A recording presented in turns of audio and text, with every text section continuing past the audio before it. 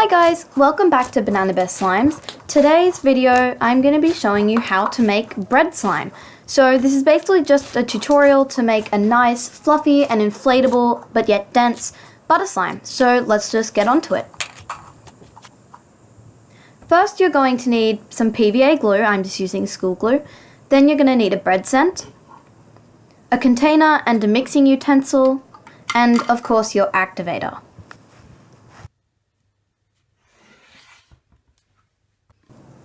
So first you're just going to add your glue into your container. You can add as much glue as you would like because the only two ingredients are glue and scent, so there aren't really any ratios. So add your glue and then add a little bit of scent, and then you can start mixing it.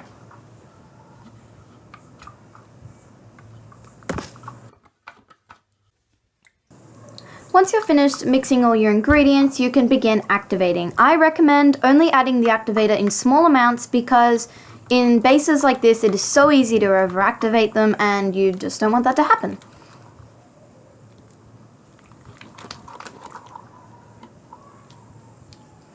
So keep on mixing in your activator until you get a stage something like this, where it's still slimy and you can still see the glue, I guess, but it's kind of starting to pull away from the bowl a little bit. However, I would not recommend dumping it onto your desk.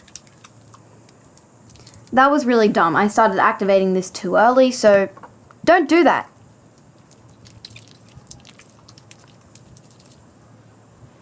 So once you're finished, you should have a base something like this. It's just a standard school glue base.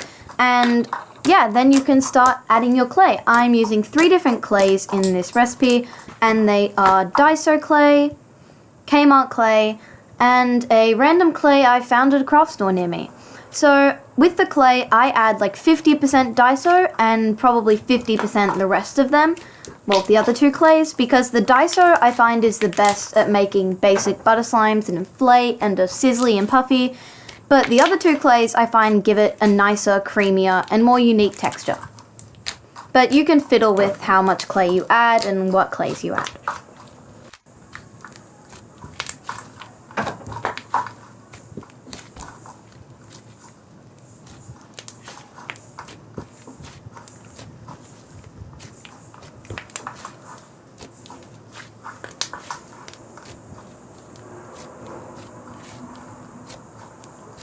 Another good thing about bread slimes is that it doesn't really matter what color the clay you use is, because you can make brown from nearly any color. So for the most part, unless you have like a really dark blue or something, it shouldn't matter what color your clay is. So once you're finished, you are going to start making your brown color. So I have a purple slime right now, so I'm going to start by adding lots of yellow and a little bit of red. Once that's all mixed, I got this sort of color, so then I went in and added more yellow and a little bit of black just to make it darker.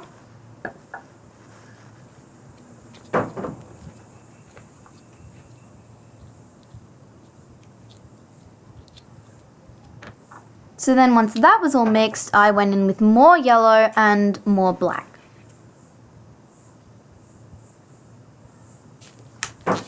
And that got me to this sort of brown color. Ideally, I would have made it a little bit lighter, but I was just working with the colors I had.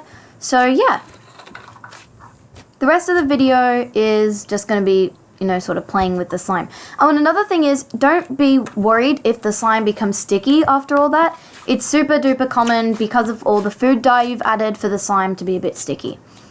So now I'm just going to show you guys the inflation.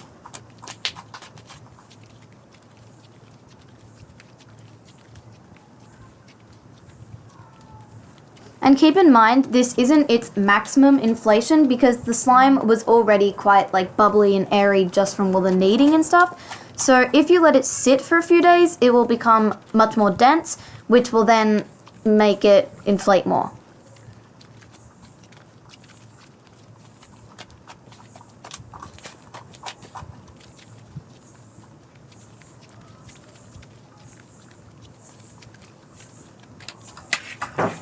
So that's the inflation in just a couple minutes of playing with it. However, I find you can't see the inflation very well in the flat containers.